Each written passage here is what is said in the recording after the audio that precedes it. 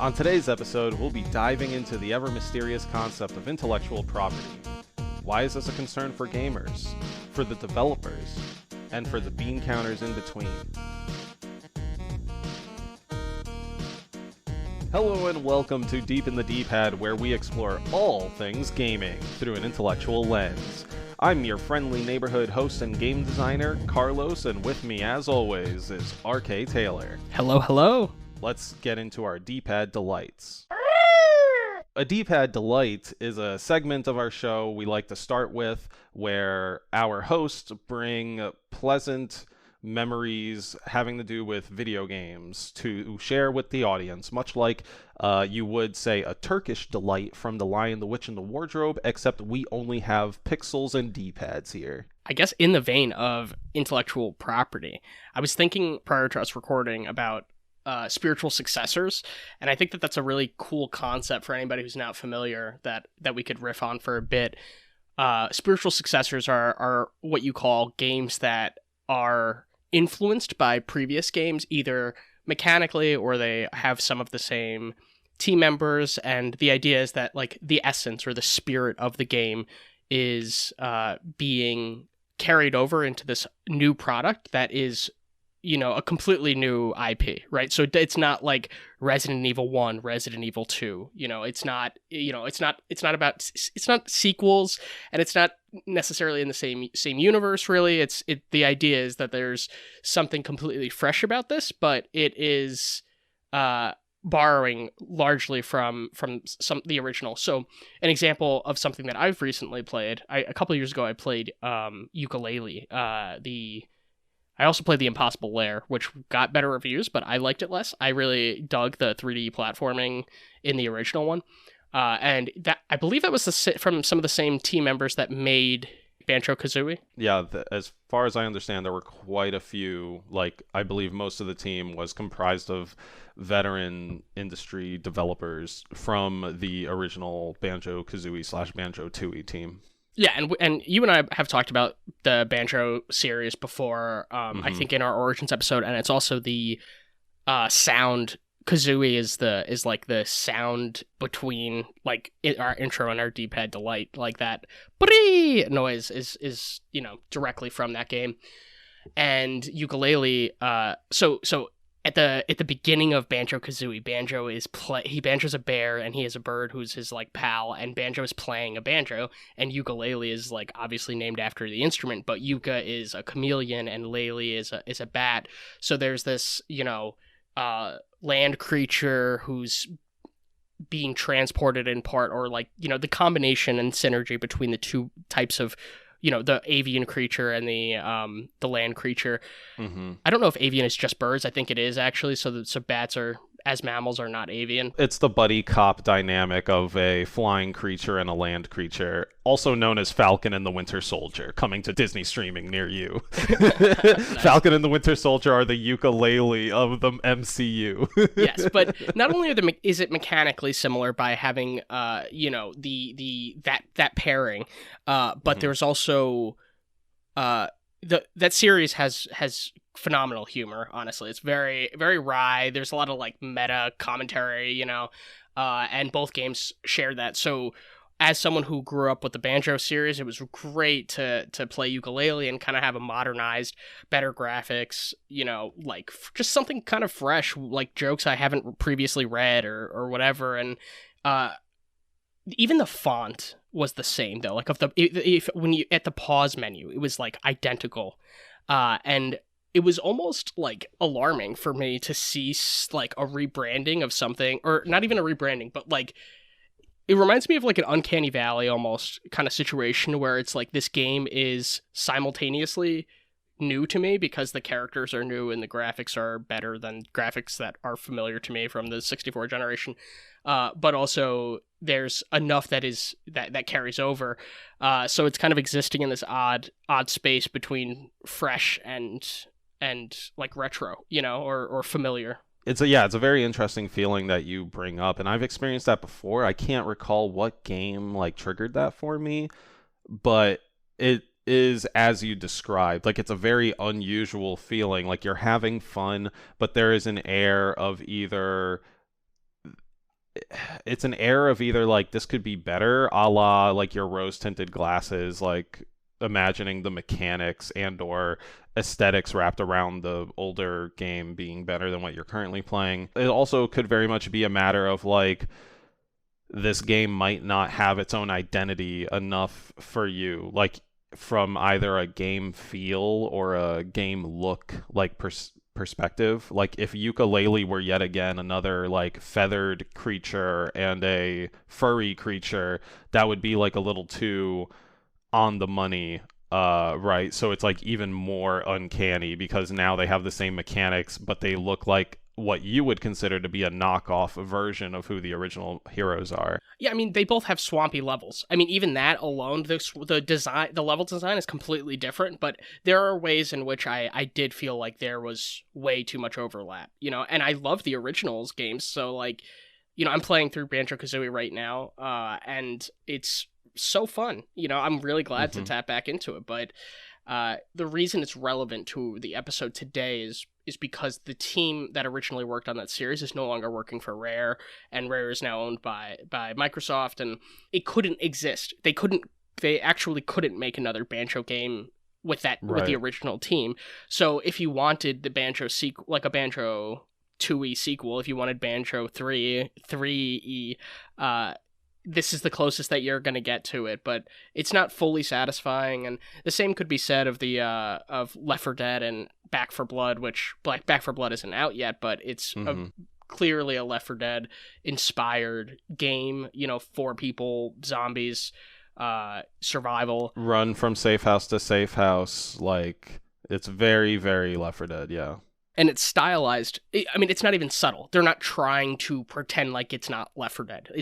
It's stylized with the number 4, just the way Left 4 Dead is, right? Back 4 Blood, Left 4 Dead. They're trying to purposely evoke the same feelings that we got when we played Left 4 Dead, because that was a very successful game. It was a good party game. It was really, like, you know, one of the most, like, memorable games I could think of, where I feel like there was almost like a craze. I don't know if this was just like our friend group, but or like what exactly the deal was, but I feel like a lot of people were really vibing with Left 4 Dead. So yes, that was not just us. Like a lot of people really had fun with that concept, and I don't know if it was explored more in other games. We've certainly seen nowadays the idea of like co-op shooter running from one point to another. That's kind of like all over the place.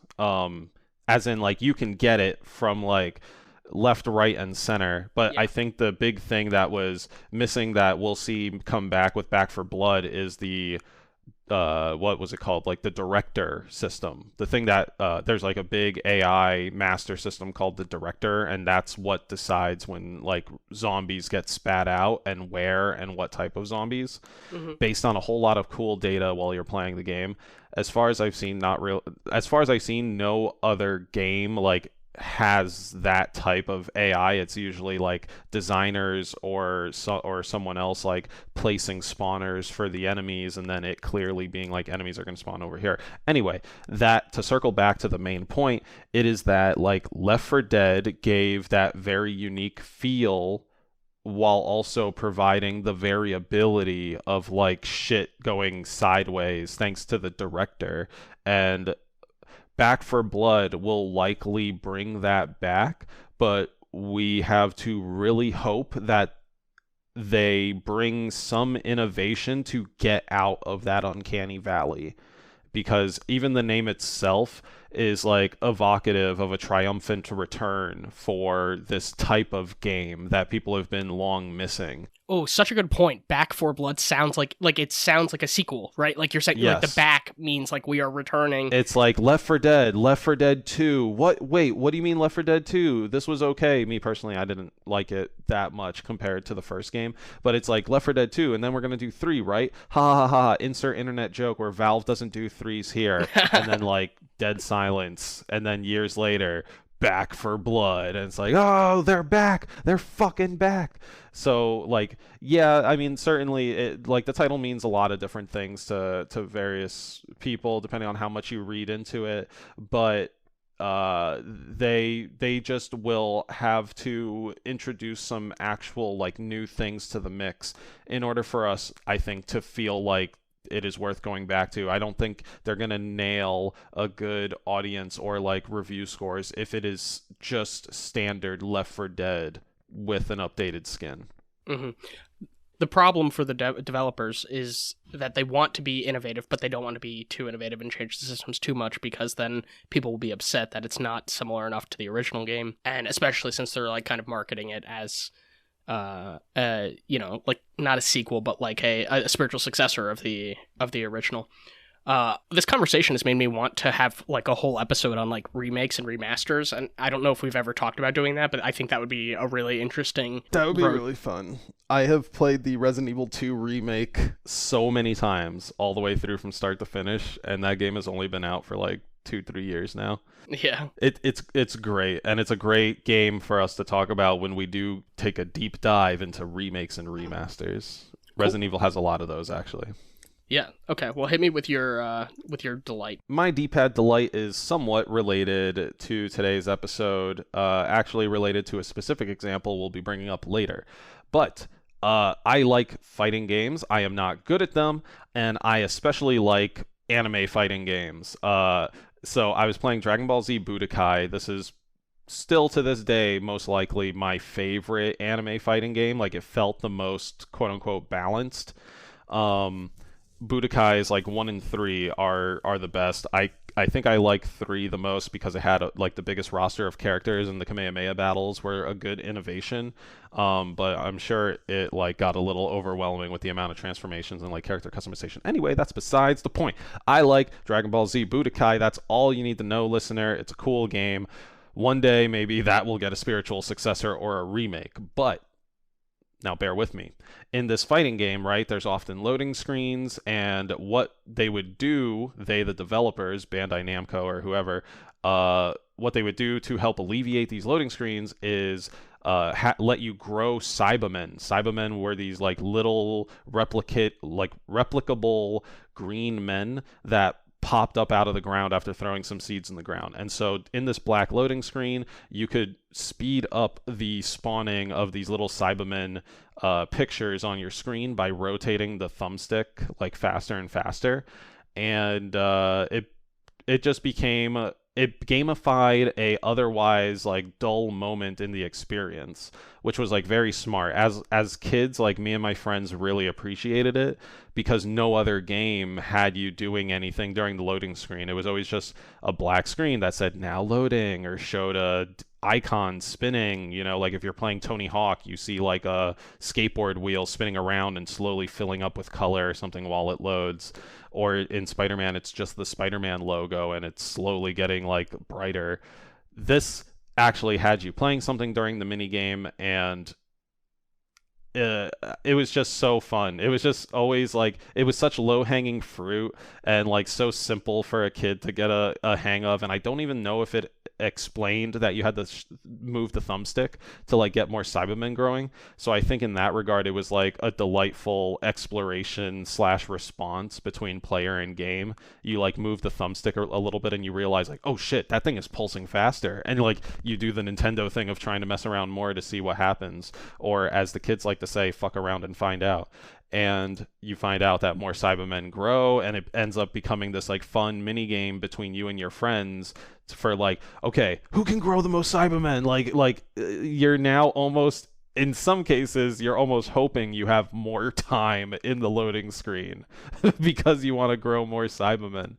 But yeah, so that's my delight for this week. It brought me a lot of good times with friends, and it kept the good feels rolling during fighting games, and at times it even redirected the salt into something more fun and better as an outlet. Meaning, like, if you were to lose a match and you're kind of pissed about it, you would at least go quickly to a loading screen where you're now shaking the thumbsticks to like make more goofy characters appear.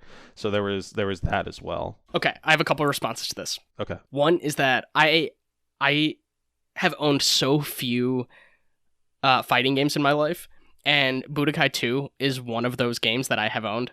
And I would also love to see, God, like, I hate that one in the series. I hate it so much. Yeah, you mentioned 1 and 3. I would love to see like a log of all the games that I have ever played. Like, I wish that there was some kind of recording that going back from like early childhood, so that I can refer to that.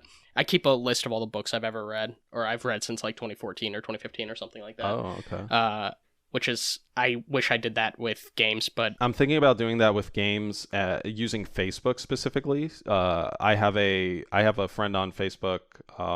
They are in the industry, QA. They have been keeping a log of their games by uploading to an image album. That's smart. Which I think is just really easy. A smart, really cool idea. Yeah. So you have like games I played in 2021, and then like folder for every month, and then within each folder it's just like a picture of like the title screen or the cover art, something easy off Google.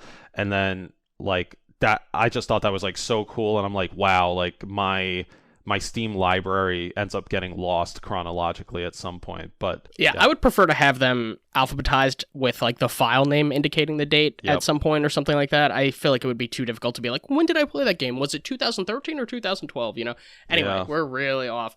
Budokai 2 also had a like minigame between levels though, where it wasn't the same thing that you're talking about. It was like, I think that I remember, I don't know any of the like DBZ characters. Like, I have seen like 1 or 2 episodes in my life, so it was very odd that I owned this like this Budokai 2. Right. I would love to know the story of how that happened, but it was like some dude on a top or something like that, and I think he would like. You're talking about the board games, so that's. Oh no! Okay, yes, you are talking about the loading screen. Yeah, sorry. So he was on like a spinning UFO or some shit, and it was something like the DVD player. Yes. DVD player screensaver. Right. Yes, for sure. I love it. But one of my questions, I guess I have 2 other things that I want to say about this. One is like, how much does that slow down the loading process? Like, from a optimization development standpoint or whatever, like, is that a real taxing aspect of the game? Or would it be significant at all? Minigame? Having a minigame during the loading screen. I think it's a little taxing. Like, the entire idea of the loading screen is that the game or the software / hardware is not powerful enough to transition you seamlessly from this scene to the next scene. That's why a loading screen happens, right? So I guess it might be a fair undertaking. I couldn't tell you with the level of technical expertise that I have, but given the logic I just gave and thinking about like the examples that we've seen in the past where it's like very small scale stuff, like if I had to like really brutally reduce or break down like the Cyberman loading screen minigame, it would be like, here is a sprite, which is a collection of like PNGs, transparent images. That's how you see Mario run. It flips between different sprites as he's running. I would assume that those Cybermen are sprites, which are very low costing, and all you're doing is duplicating them. Or in the case of the UFO man, you don't even have to duplicate an actor, because now you just have one actor bouncing around the screen. Whereas the Cybermen, you're making multiple actors, multiple sprites on screen. So in that regard, in that regard of like, oh, you're trying to like duplicate actors and receive input while the game is loading around it. For the time, I feel like for the time that's definitely intense. As we got to like the Xbox 360 era with games like I guess like Skyrim or other games that allow you to like manipulate the models during the loading screen, like obviously things became stronger then, so that became more possible, but you couldn't see that turn into a game. Like in Skyrim, you couldn't see like anything turn into a loading screen game because Bandai Namco still had the patent on that thing, which stops them from like making that into a loading screen. So they can make it into a pretty art viewer, but the second it starts getting kind of gamified, they're gonna end up getting a call from Bandai Namco lawyers. And that might actually be the perfect time to segue into our main course. So let's get deeper into the D-pad now that I've talked a little bit about the Bandai Namco loading screen patent. That brings us to the perfect starter question. What does intellectual property mean from a legal definition, our intellectual property means rights granted to a person or group who created a non-tangible good. So this would be like, say, Spider-Man, like the ethereal idea of Spider-Man is a intellectual property, and someone can own the rights to Spider-Man as somebody owns the rights to Homer Simpson or Mickey Mouse. These things were created by people or a person, and they like legally own that. If somebody else were to try to recreate that image, that character they made, and try to distribute it for money, that would be like being an imposter, and they would suffer some consequence for it. Right. So wait, can I back up really quick? Yeah. So like John Locke talked about property was like the one of the fundamental concepts that John Locke traces, right? And he basically talks about how your labor translating to collection of goods, right? So if we're living in like hunter-gatherer world, right, and I go out and Wait, can I bring you a quick step back? Who's John Locke? Yeah, John Locke is a philosopher. He's a English philosopher modern philosopher. So we're talking like, 1700s maybe. Let me see. Does he have a core shtick? Like, what is he most famous for? Yeah, like the Freud guy is like making you discover you want to fuck your mom. That's his big famous thing. So John Locke is an Enlightenment philosopher. I find that Freud thing to be kind of objectionable. I feel like that's definitely what's gotten a lot of attention because it's very memeable. But right. And Freud had a bunch of other ideas. His best contribution is probably the conception of the subconscious. Also like the id, superego, ego. Not that that's an accurate rendering of like the human psyche, but it's extremely important in how we can, one of the ways or one of the lenses that we can use to understand humanity and the different impulses that we have. And it was also prior to all of our evolutionary understanding and just the concept of genes. So he sounds like a good reference point for a potential future episode where we handle ego in competitive games. Oh, yes. We could definitely delve into some psychology stuff for that.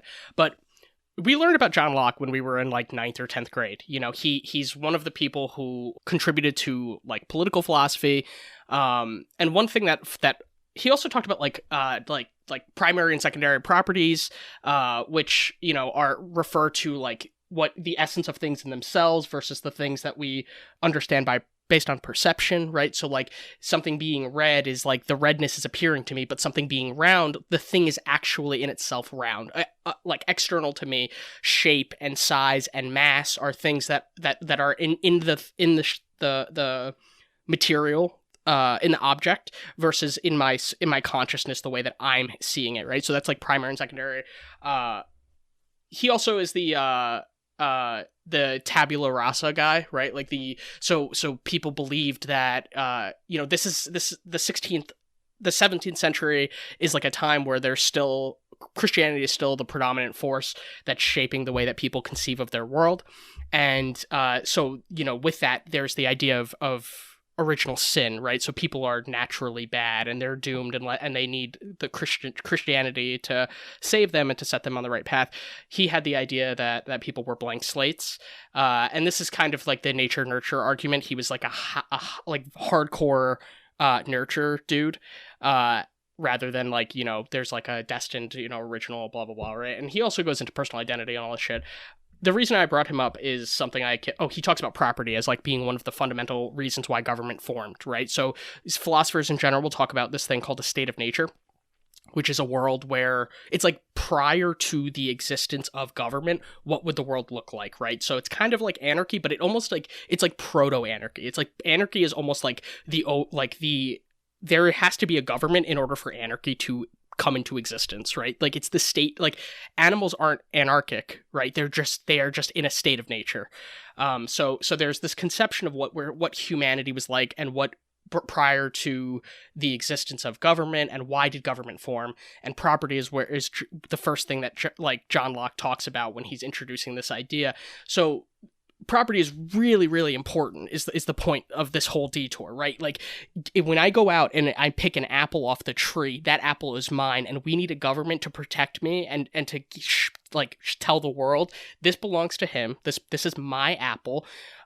There's this essay that Abraham Lincoln wrote that I read a few years ago, that where he talks about America's like patents and like copywriting and patents and trademarks. Those are one of the fundamental things that made America such a like innovative, like a country full of innovation and ideas, because essentially people are getting credited for what is theirs, right? But it's abstract because we're taking the Apple example, right? And we are now saying that non-tangible things can be your property. So you mentioned some like cartoon characters and things like that, but we're also talking about music. We're talking about people who are discovering mathematical theorems. We're talking about ideas. We're talking about philosophies, right? We're talking about works, like written works. All of those are things that are existing. There have been lawsuits that have gone to the Supreme Court with like Monsanto, where they're like claiming that some particular set of like genes is their property, right? And it's like, to what extent are you allowed to claim DNA as, you know, or a set of genes as intellectual property? So, you know, when we were younger, I did not ever hear anybody talking about intellectual property in regards to games. It's only since I've like re-emerged into the world of gaming that like IP is thrown around all the time, and it's a very narrow lens because it is specifically about like licensing and all that stuff. You talk to me a little bit about what you think of intellectual property outside of the legal philosophy context, and like what it specifically means in the video game world. So it means I guess like a few things, but typically it means a franchise or an entry in a series / franchise of a game. So like Super Mario Brothers is an IP, Halo is an IP. You know, Days Gone was a new IP because there had been no other like biker games in the mutant apocalypse that like existed within a very specific Pacific Northwest type environment.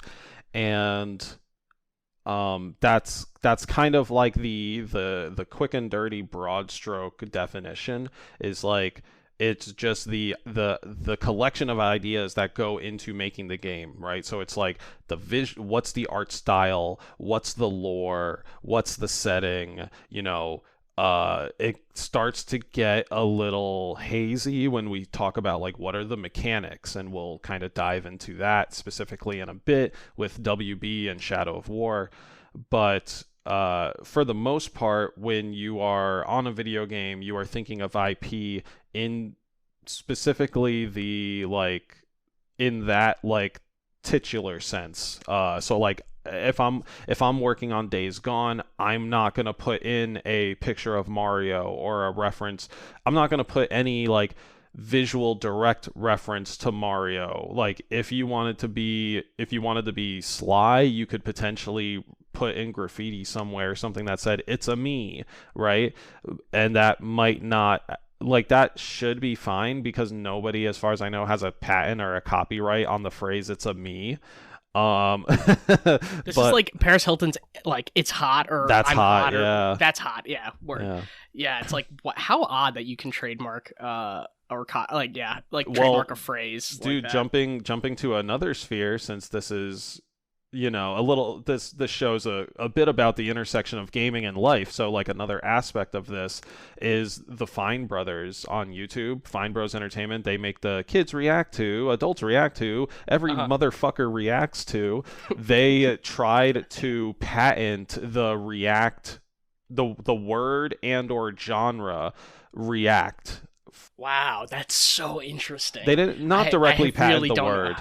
But yeah, no, I understand the usage of it in a specific context, probably where exactly, it has like to do with like this is our show format. We have somebody sit down in front of a computer and they watch this thing, and then they get commentary. Like they wanted to patent the format, and they already have the word react, so they just that's what they wanted. Either way, either way, they're talking about patenting a specific style and or genre of what's it called, content, right? Whereas WB with the Shadow of War patent, they are and let's say Bandai Namco, they're trying to lock down like a specific mechanic within the genre rather than the genre itself, right? It's not like we saw like first person shooters suddenly start to get patented. Hopefully we haven't seen that in the past, but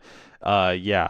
So sorry, to circle back to wrap up this main point, video game IPs are specifically focusing on the actual like ethereal like idea itself, right?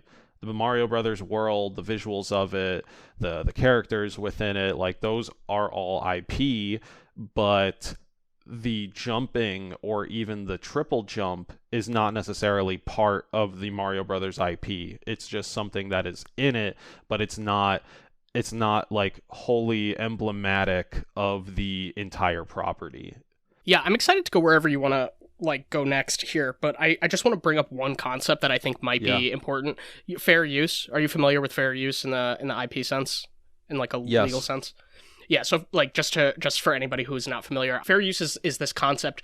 So let's go back to the React video, right? The idea is that if someone else were to be ripping off of that video and have the exact same type of scenario where it was a person responding, or we could make this about video games, right? Like we could say that like there is a red plumber who's going into tubes and he has a green dinosaur and he's rescuing a princess, right?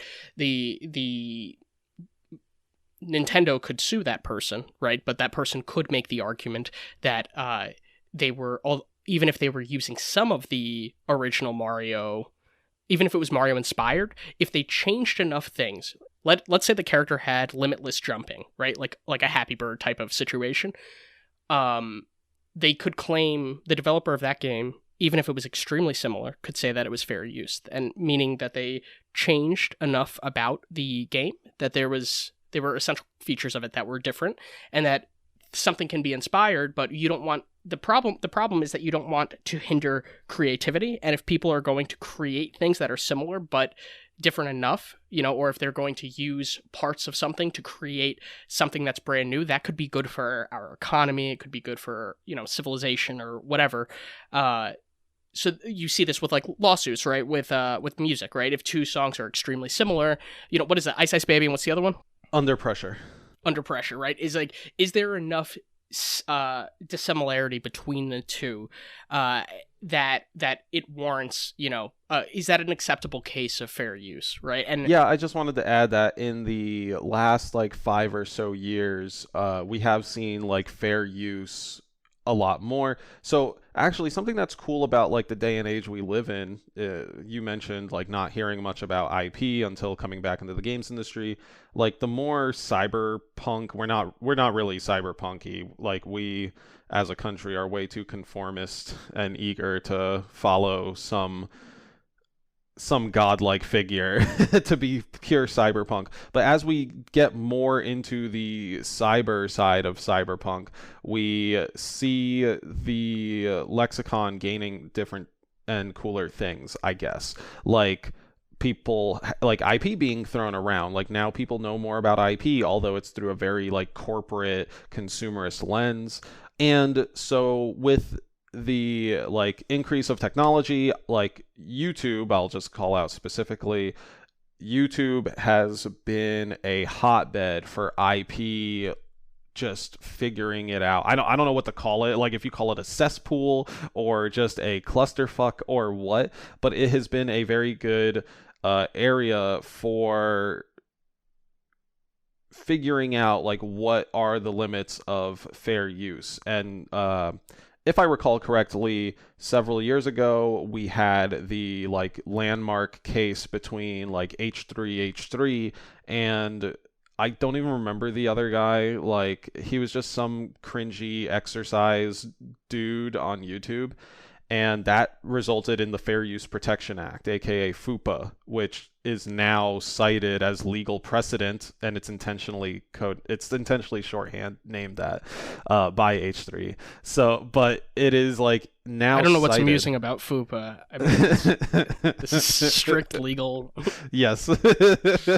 So nowadays, like that is now legal precedent. Like people are actually in the real world citing FUPA whenever they are Yes. getting copyright striked for some stupid reason. Like, oh, you used 3 seconds of Miley Cyrus singing Wrecking Ball with no Right, yeah. alteration. We're gonna Totally, strike you totally. and steal all your money. See, that's Yes, like the yes, other yes. side of it, is like, sure, okay, so that's actually like the big clusterfuck mess of it, because you mentioned the artists, right? Vanilla Ice and Under Pressure, and I wanted to say like, yeah, I remember there was a case for that, but when I personally listen to both songs, they are two wholly different songs. Besides that little fucking opening like loop. The Um, melody is so similar. I the mean, you melody, listen to them that's what I back to mean. back. Yeah, Yeah, yeah. but like everything else around it is, it's like Right. when I like both Sampling might be a songs. better case. Like we could talk Yeah, about like sampling, sure. So with the case of Vanilla Ice and Under Pressure, like, to me, if you are using that track, let's say you're using it wholly unedited, which, like, the music track specifically, the backing music track that was under scrutiny. If you were using that whole thing and then providing your own layer of like vocals and maybe an additional sound effect or two, that to me is, I guess it enters either remix territory or something, but I see that as a, me personally, my own opinion is that I see that as a different work, because when I, and again this is specifically for music, when I'm listening to the song, there's like there are multiple layers to it, obviously,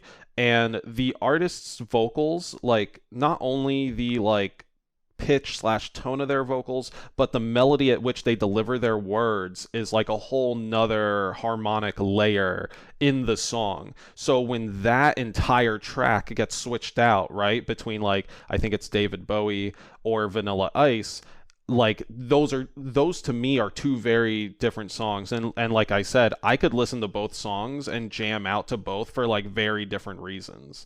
So that's kind of where I stand on like the song situation, and then to take it to the new vantage point of modern day, where we have YouTubers, Twitch streamers, samplers, whatever, just trying to make a 3-second joke on a video, right? Like, I think one of my videos recently was like, in one of my videos, a friend and I have a back and forth on like how to properly open a banana, and I slotted in like 4 or so seconds of like somebody opening a banana, and I got copyright striked for that 4 seconds of opening a banana, even though we're fully talking over it. There's no audio from the banana video in there, blah blah blah. bro, that wasn't your banana. It wasn't my banana. It wasn't my banana video. Like, their fucking management was like, we're losing money because that's our banana and you're making a video about it, when that's clearly not the case. Like, I used you for a joke, that type Yeah, of so you thing. threw your fupa at them, right? You fupa them. Yeah, I probably could fupa them if I want. But for now, that problem's going to be on the back burner. But fupa is, yes, like fupa would be appropriate for that. Nowadays it's not as simple, but nowadays it can be as simple as like, hey, I'm talking over this. This is covered under fupa. Like, back off. And it's mostly like really helpful for the little guy, like the person who has less than 1 million subscribers, less than 500,000 subscribers, hell, less than 100,000 subscribers, because these big companies like UMG, Universal Music Group, and like whoever else owns, Banana Video, they will just go around and say like, fuck you, click a button, or even have a bot, like they don't even have a human do this thing, where it just goes in, sees a bit of what it has, click a button, and now they're getting all the money. And granted, they're not getting a lot of money unless it's way over time, which is always the long game for these corpos, or they're trying to do like a big YouTuber hitting their video when it first drops, so they get the big wave of initial ad revenue, and then by the time the creator like resolves the issue, everyone's already seen it. They're not going to come back and watch it, and they lose a ton of ad revenue, which is like seemingly their only source of income. Word. Yeah, if anybody, for anybody listening to this, please send your banana videos to deepinthedpad@gmail.com so that Carl's can use them in future videos.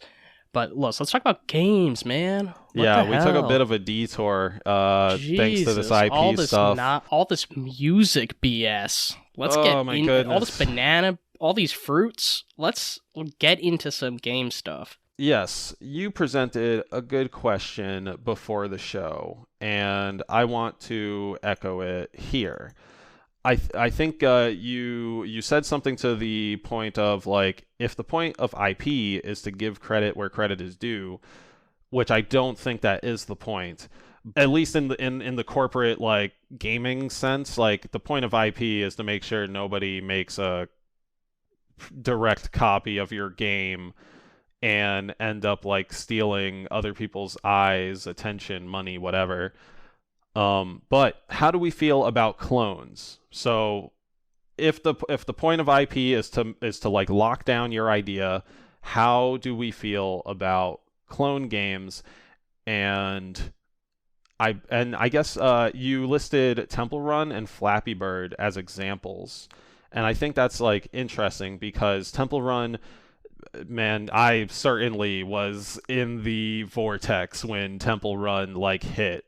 Like in the vortex meaning like all my friends were on it. We were all playing it. I was in college at that point. So it was like between classes, we've got like 15 minutes or whatever. Like it's on our phone playing Temple Run, trying to get that high score. Hell, there were even points where like we'd go to a movie theater, I'd look over like 3 seats over and see one of my friends getting a fucking even higher score in Temple Run, and I'm like, motherfucker, put that thing in your put it in your pocket. We're trying to watch a movie, and she's just like, nah, I'm on a roll, gotta keep it going. you know, like Yeah. The point of like IP and like the government recognizing non-tangible goods as property is both for the protection of the people who created it and also for the credit and monetary compensation that they will get. So I do think that that they're almost like the same kind of thing. It's like, so you can't rip me off, and so I can actually make money and have something attributable to me. And I can call you out when I think you're ripping us off. But right now, the way the systems are set up allow for those people to abuse that call out power. Yeah, I mean, of course, anytime we are going to talk about any kind of like American idealism, it's going to be horribly broken in some way. Yeah, we can talk about like how, we're failing to meet the I don't know, best case scenario of what our country could be, especially regarding, the success of people who are, born into worse circumstances, and, people who aren't like, born into like a corporate family, or, who don't have the means to go to, a private school, blah, blah, blah, whatever. Right. So they just download Temple Run and then start playing Sonic Dash after that, and then start playing Banjo-Kazooie Tilt after that. So like, what do you feel about all the clone games they start playing? Yeah, man, I don't know. I just did not like Temple Run personally. I did not fall for that bait, I guess. But yeah, I mean, like you Flappy Bird, you said, right? And Flappy Bird is different from the helicopter game that we used to like play, like the Flash game that we would play. Right. But it's helicopter pretty in a hyper similar. green tunnel. You'd hold left click to make it go up, and then you let go to let it go down. That type of thing. Right, and so Flappy Bird's mechanic, instead of holding the mouse, clicking down the left, mouse button, the mechanic instead is tapping with your finger because it's a touch screen. But it's almost exactly the same game. It just looks, it's uglier than the helicopter game somehow. The helicopter game was, I mean, now you could create the helicopter game in like minutes, mean, or like, a couple hours. Like it's just so crude and simple. Yes. But Flappy Bird was a craze, and I don't think that because we played the helicopter game when we were kids, that like kids who were playing Flappy Bird, a decade later, I don't really have a great scale of time here, so I'm just throwing out like I would these say years, it's not even the same though. Like, yes, at a very reductionist abstract standpoint, it is the same totally. You are like giving input to raise an actor. The thing is though, you're not continuously okay, so big differences are like when you provide input, you're not continuously raising the actor, right? They're doing an individual jump. And so the gameplay is very different in that you are holding the button to raise an actor in Helicopter Game, but you are tapping like frantically on Flappy Bird. The parabolic like arc of their jump and the rise creates differences. My God. The speed You're is killing different. me. Oh my God. I cannot believe that you're going to die on this hill. No. I'm not letting you have this. They're in a similar genre, like they're both infinite runners, quote unquote. A similar genre? Okay, both infinite runners, both in the same genre. Both have, so, both have obstacles that are like platform-y, that are both have. Well, the Helicopter Game, you were in a cave the entire time, so the platform was just the edge of the screen. Yes, but it wasn't like constant.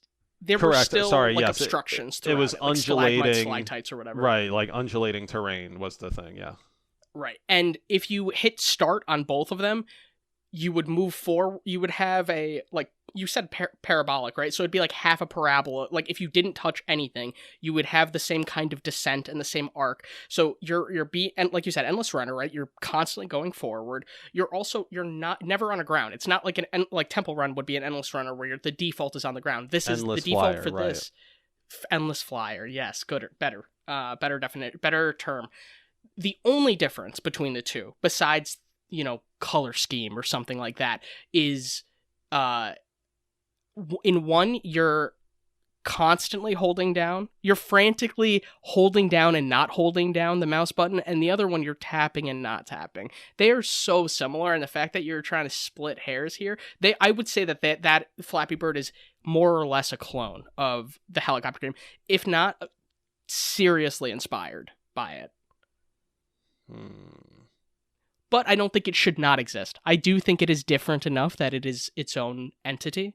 And I wouldn't say that people cannot or should not play Flappy Bird and they should just play the Helicopter Game, even though I think the Helicopter Game is more fun personally, but I think that's probably because of sentimentality or nostalgia or whatever. Yeah, I think another thing too, and I guess, and this is probably me just like looking at it way too much with designer brain, but like both kind of lean into their medium, right? Like it's kind of like nice and gentle to like click and hold on the mouse as well as release. But then with iPhone games or tablet type games, it was a lot of like it's a lot of tapping. Like any way you put it, like a lot of games just emphasize like ta ta ta ta ta ta, and at least in that regard, to me it creates different game feel. Even at the start. Okay, so here, different game feel. When you're at the start of the Helicopter Game, like the tunnels are usually long, and this forces you to let go of the mouse so that you can go down the long tunnel and then like hold it to slowly rise up. In Flappy Bird, you're already starting. I think you do at least like 4 or 5 jumps before you even make it to the first gap that you need to like get through. So it's already like, sure, they both start similarly. Every game needs to start slow and show you its mechanics, but you're already like just more active in that game. So sorry, that is just to say like they are different. Sure, they definitely fit in the same category. Is it a direct clone? No, because of the subtle things that I mentioned. But do they help form a genre? Absolutely. That's why when we play any first-person shooter nowadays, we don't call it a Doom clone. We stopped calling it that since like 1995. And when we play a collectathon type game like Banjo-Kazooie, we don't call it a Mario 64 clone, although that's almost definitely what it was called when it came out, because most other games weren't doing what Mario 64 was doing. Now, with our most recent like iteration cycle of games, whatever, we have Dark Souls introducing what we are currently calling the Soulsborne genre. We've like, that's what I've heard colloquially around like industry and like gamer circles, industry developers and consumer gamer circles, is this Soulsborne genre. And Soulsborne is not going to be a good descriptor for anybody. Obviously, it's better than saying Dark Souls clone or Bloodborne clone, even though Bloodborne is a quote-unquote clone of Dark Souls. Sekiro is a quote-unquote clone of the two games that I just mentioned. But Sekiro is obviously way fucking different. Like, it feels way different. People who are familiar with the games, like, really understand, like, why that game is different, why Bloodborne is different.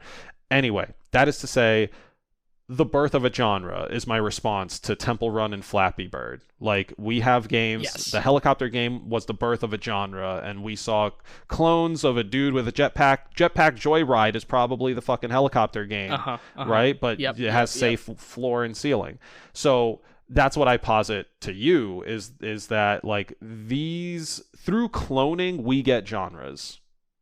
Okay, I'm choosing to forgive you for your insistence that Flappy Bird and Helicopter are entirely different games. I'm not saying I never said entirely different games. You're pretty freaking close, okay? You're closer to that end of the spectrum than I am, and you're pissing me off a bit. But I love the genre point. I think that that's, like, in all seriousness, I think that that's a really, really good place to go with it, and I love the Bloodborne, like, examples.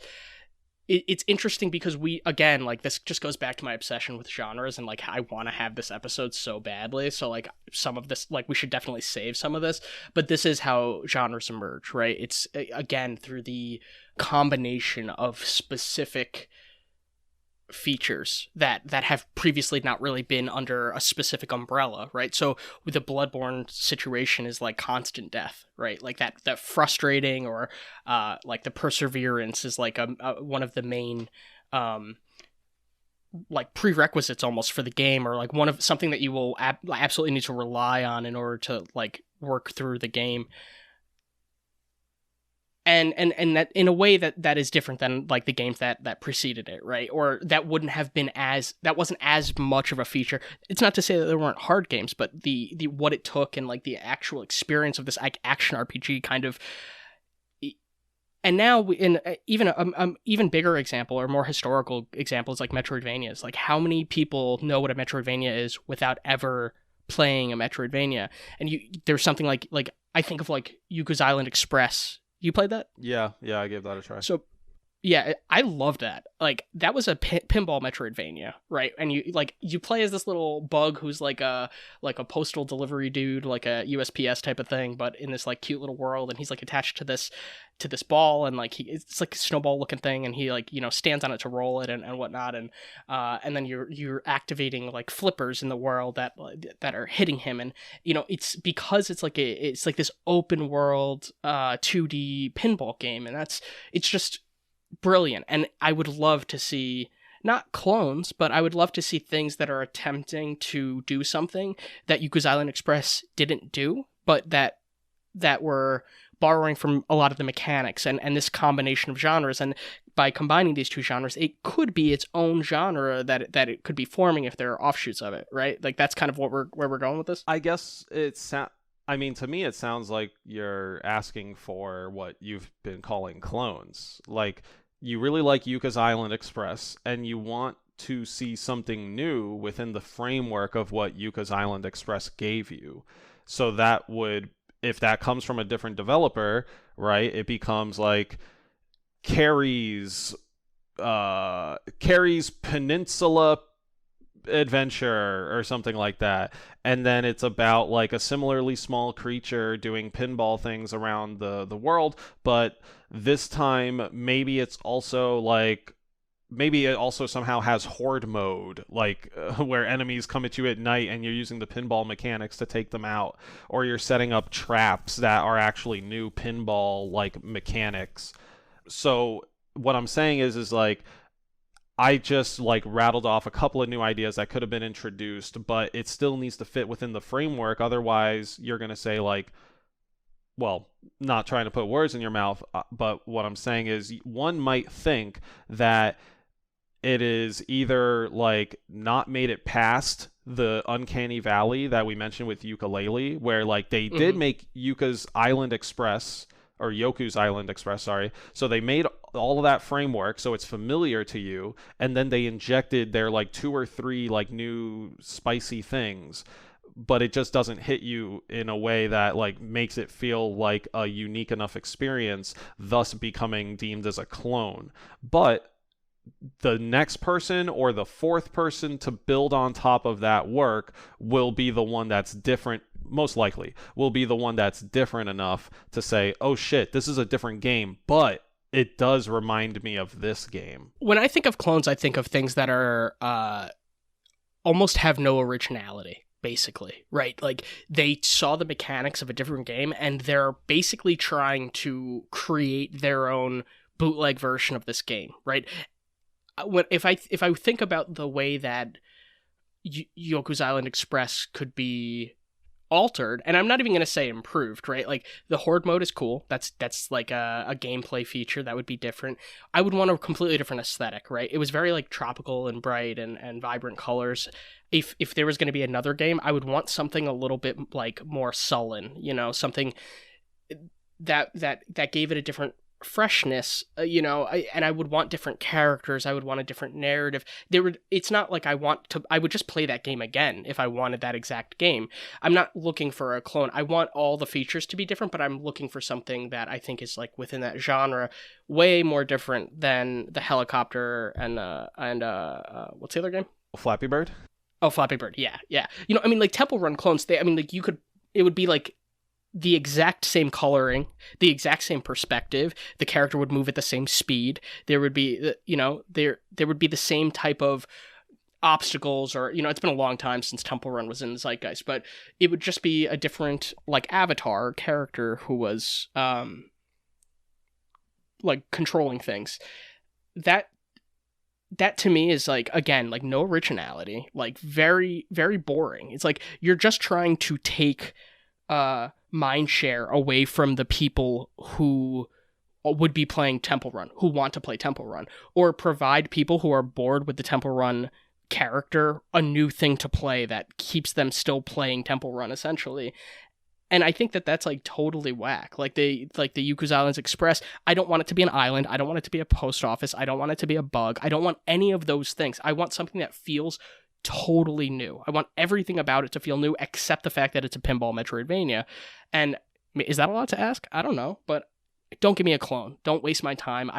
If all of the experiences I could have in this game, all of the moments of fun could have also been had just as easily in the other game, I would say that game is essentially a failure. And I think of clones as being failures. They're basically just taking up digital space, when they don't need to be. There's no need for us. Why do we want redundancy in our gaming world? There's so many games out there. There's so much fun stuff to do.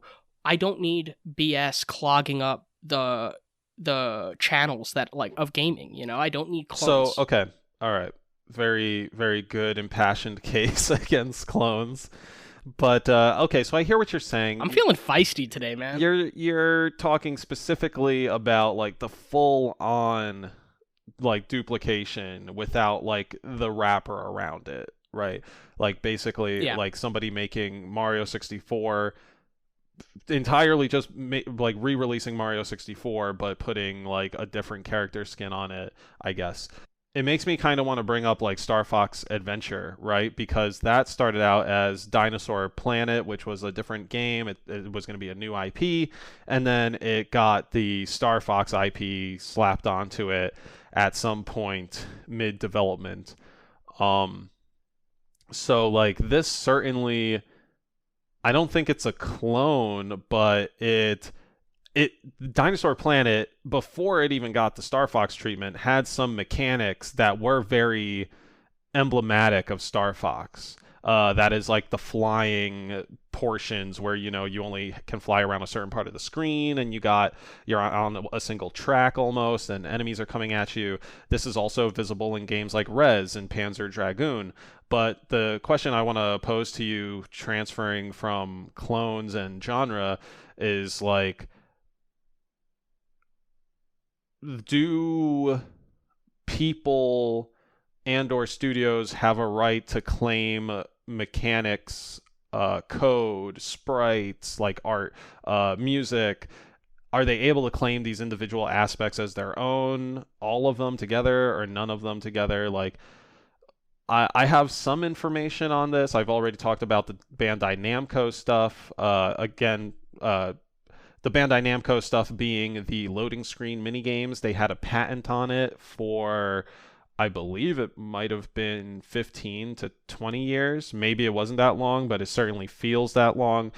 During this time, nobody else could make a loading screen minigame, and otherwise, they would go up against a patent, and that would really screw with development. And at this point in time, WB Games has successfully gotten the patent for the Nemesis system featured in the Shadow of Middle-earth series, Shadow of Mordor, Shadow of War.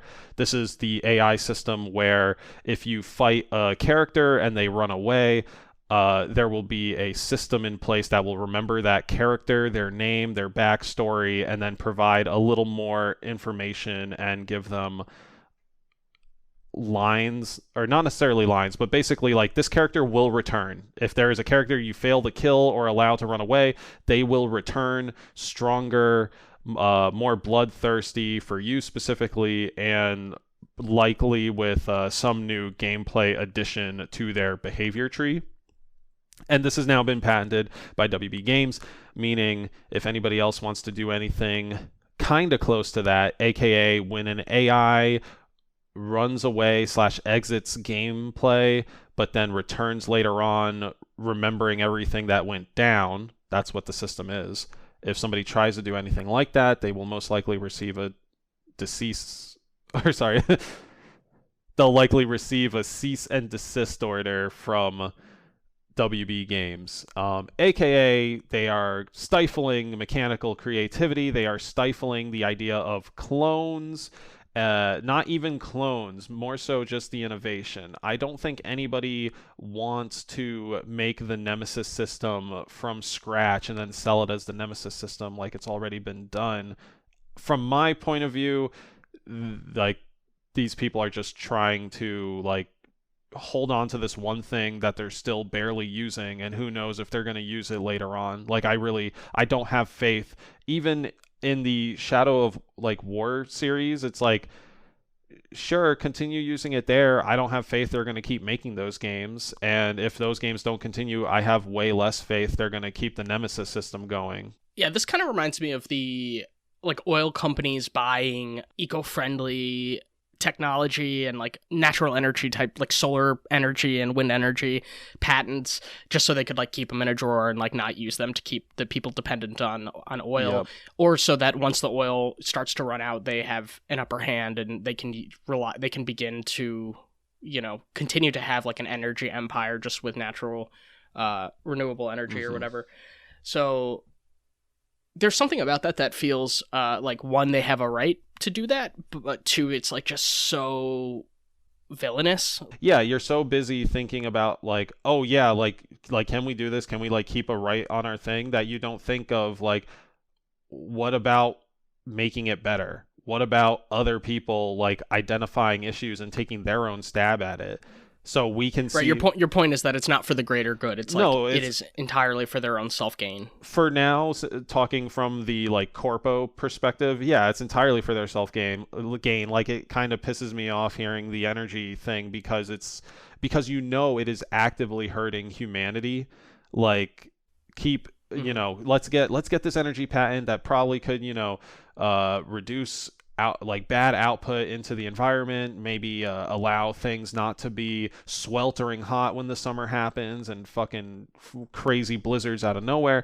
But no, it is, let's keep wringing this like gross, decrepit milk udder dry, and once it starts spitting out battery acid, thankfully we have a patent to protect our mouths, while the rest of these fucking udder suckers just they have the start from scratch. It's just very scummy, and then yes, it's very self-serving. And then getting back to games specifically, like, it just kneecaps you. I don't know. I know from a business standpoint, it's like, great, nobody can use this like cool key feature we put on the back of our box and we do a bunch of IGN featurettes for. But guess what? You're most likely going to end up as your own Madden.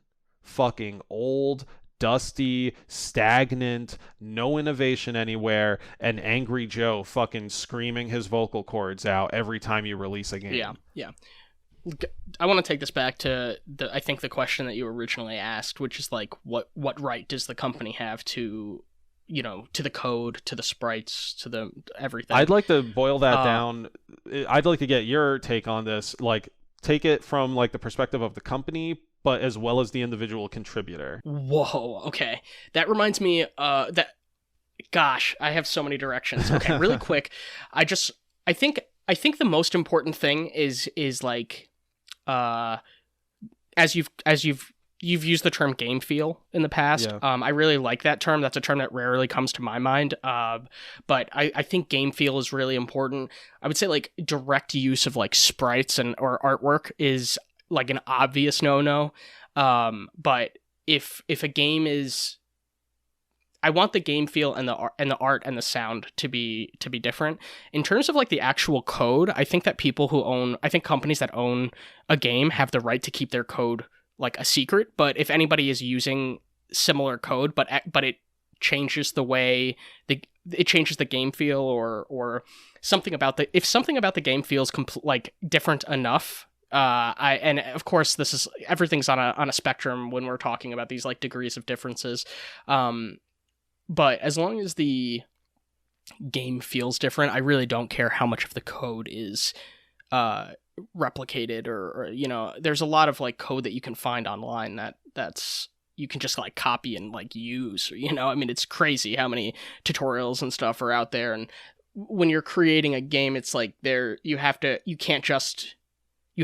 you're going to look at different kinds of code, you're going to have to still find a way to make it harmonious in your execution. So I feel like it's okay. Like I guess that's why I'm like okay with it. It's again going back to like the music and notes. It's like as long as you're creating a different song, it doesn't matter how many of the same notes or how many of the same instruments you're using. Even if you're using like like a flute that's gonna have these 4 notes as part of the melody, as long as you have other instruments too, then I think that there is something synergistic there that's really valuable. Like regarding the individual who's working for the like company or corporation or whatever, the first thing that came to mind was like Edison, right? Like Edison had a ton of patents, and he had the way that he was able to do that is like basically he had this like business that was like, hi, I'm Thomas Edison, here's my invention shop. And like people would be like, well, I need a job because like the world sucks because like we don't have the internet and stuff yet, so I can't work from home.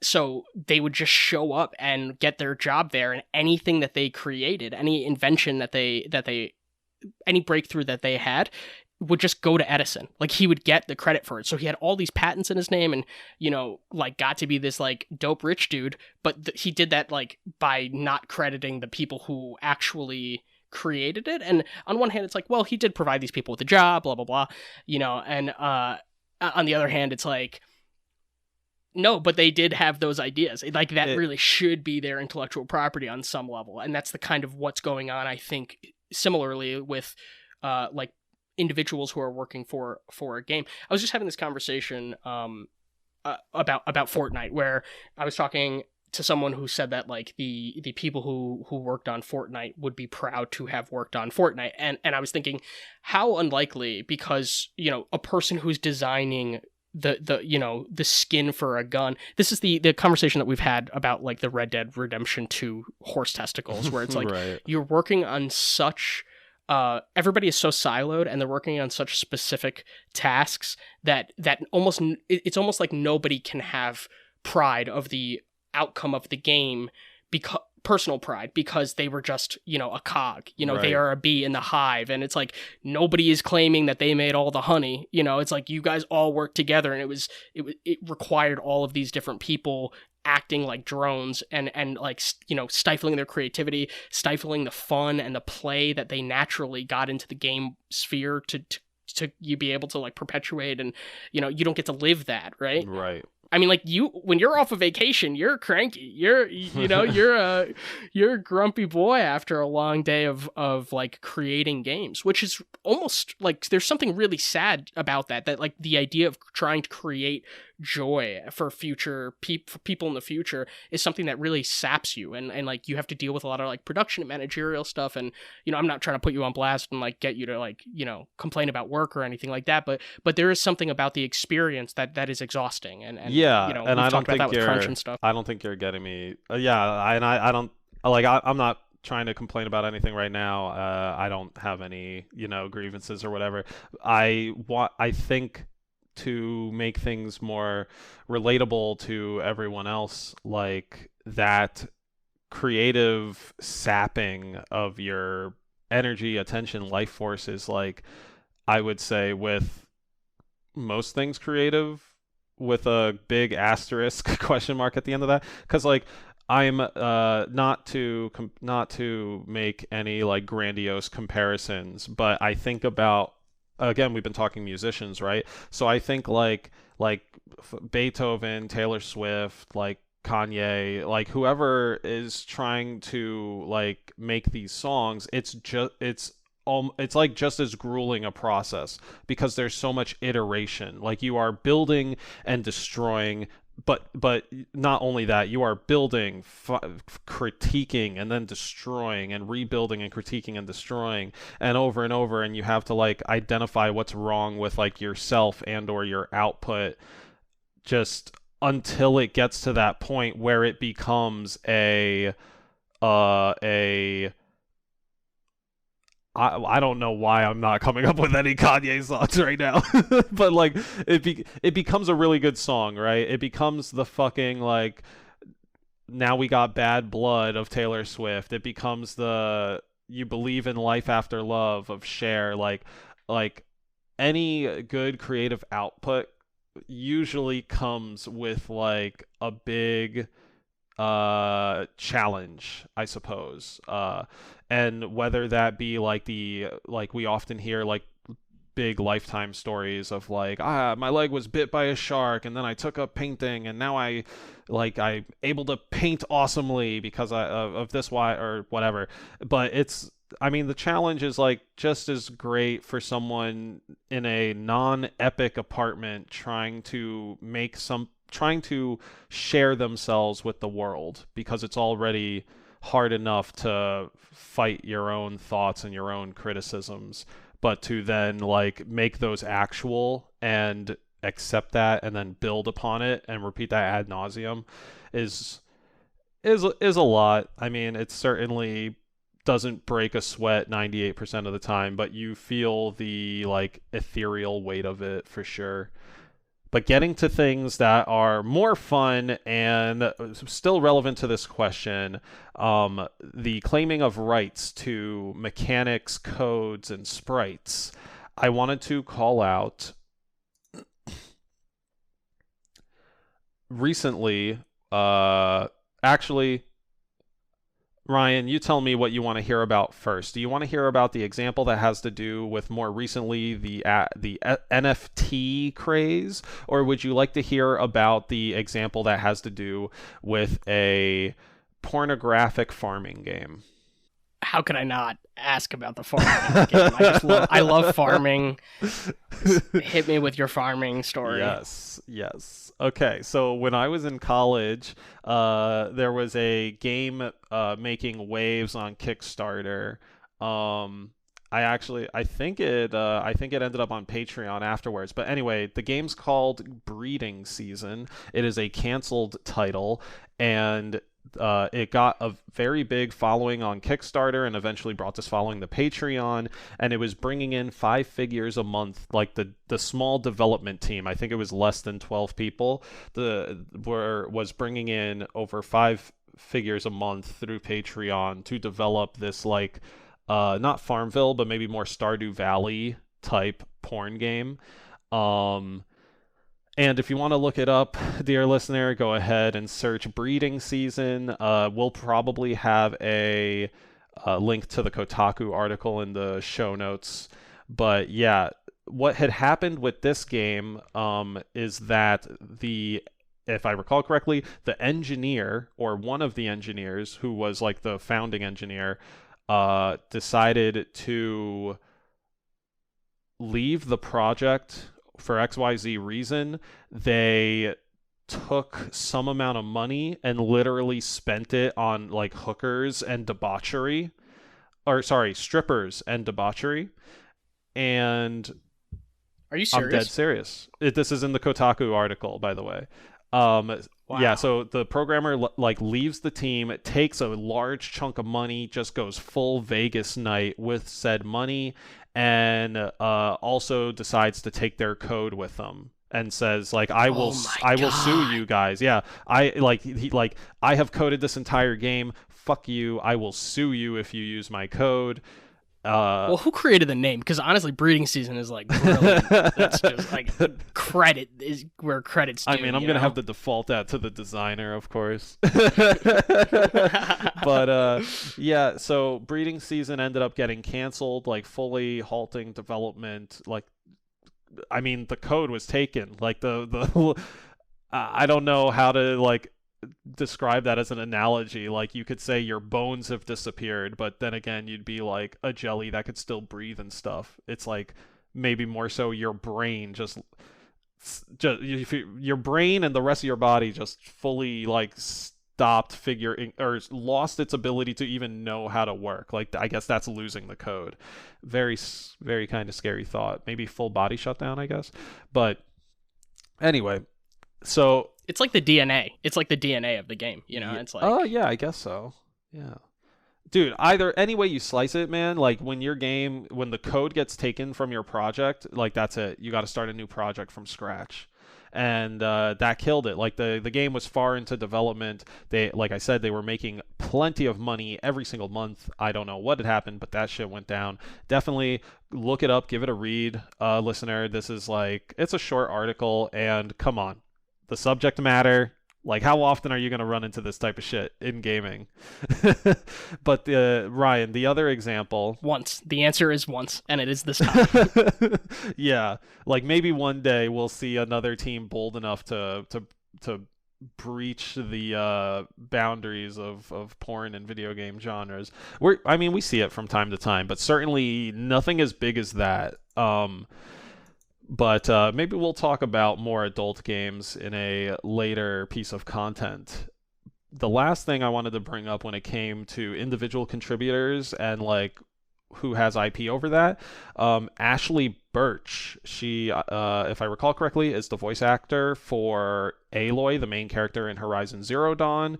She's done some other voice work, and I think she was actually the YouTuber Hey Ash, like Hey Ash, what you playing on YouTube before getting into the voice acting game. She had made art for an indie game, and that indie developer is now selling that art as an NFT. That developer is actually selling a lot of pieces of art that he had gotten from different different artists, and is now selling them as NFTs and making money off of their work without giving them any of the funds or accreditation. It seems so preposterous to me. What's preposterous? I just don't understand what exactly people find valuable about NFTs. So whether or not, like, there's something that's... A part of me certainly feels like she should be credited or you know, provided with some kind of money, like monetary compensation, but I just don't understand the situation well enough. I don't understand the economy of NFTs. I don't know if anybody does because they're so new. There's something that seems like fluke-ish about it, like the kind of like the GameStop situation that we've seen recently. With the, you know, just the volatility of the stock market, or of the stock, and the NFTs, they're just so new, and like people are just throwing a ton of money at them, and that could be a fad. You know, that could be something that completely disappears and that nobody ever thinks about them after a year from now, or that could be like the new way of authenticating, and like, you know, appraisers could get like, you know, all these things could be these NFTs can continue to appreciate in value. You know, this may be a really, really big economy that we have to pay attention to, but I always want the little guy to win. You know, I always want the little guy to get as much credit as possible, and I want, you know, I'm all about fairness and those kinds of things. But if the dude purchased the art from her and like made an agreement and was like, you know, I'll give you $1,000, you know, for your art, for the rights to your art, and then she's like, great, that sounds like an awesome deal. Nobody ever pays me for my art, and then he turns around and makes bank on it, and you know, maybe he shouldn't have to. You know, I mean, there's It kind of goes back to the fair use kind of idea. Yeah, But I feel like you're changing nothing by having something. he is not changing anything. I don't think he would be protected under FUPA in this case, unless like maybe there was some contract that was signed between them. I know, and we're jumping all over the place with this, but IP touches so much different shit, so kind of got to mention it. But yeah, like he took her art asset and seemingly it is now unaltered and being sold as a token, so that doesn't really fall under fair use in a way unless there is a contract saying, hey, I now own this art in perpetuity.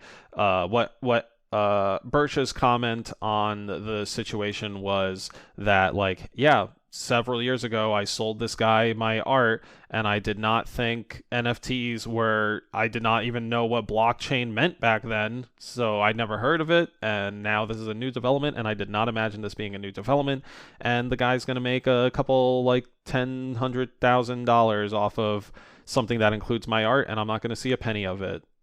I'm not sure what to think about that because I didn't know what blockchain meant back that many years ago. So it's a weird fucky situation. I kind of hope that like humanity shows it's good and like tries to give back to the artist in some way, but that's all I can do really. I think the business side of things would just kind of keep things in favor of like whoever has the contract or whoever I guess is like the owner in accordance to the law's eyes. But I'm getting so tired of these intense legal questions. Let's talk about video games and video game crossovers. I guess we see this most recently with freaking Fortnite Primal Season 6. The opening cutscene is like Avengers Endgame, and I'm pretty sure my friend told me they got the actual Russo brothers to direct the damn cinematic. The Russo brothers are the big directors behind a lot of the MCU. Just so you know, Ryan, I know you've been out for a while, but yeah, they directed like Infinity War and Endgame. Any of like the big Marvel shit you see that makes like a whole bunch of money, they're most likely directly behind it. And so definitely you could tell that in the intro to Fortnite. Fortnite's probably the biggest crossover franchise we have in the video games industry, right? Like it doesn't matter what console it's on. It doesn't matter what medium it's on. Like it can be in Fortnite. We have aliens like Ripley and the Xenomorph. We got the Predators. Or no, we don't. Actually, Predator might be in there. I don't recall. But I meant to say Terminator and Sarah Connor are in there. Master Chief is in there from Halo. Kratos from God of War is in there. Street Fighter. Fucking Ryu and Chun-Li from Street Fighter are in there. Deadpool's in there, Darth Vader's in there. Anyway, this is way too long to say that it is a massive crossover. At this point, it's a crossover franchise, I guess. Like no other game I know of goes as crossover happy as It's almost like Super Smash, honestly. That's exactly what I was about to bring up. Yeah, it's so weird because it's like the mechanics are consistent throughout, and it doesn't matter which character you're playing as.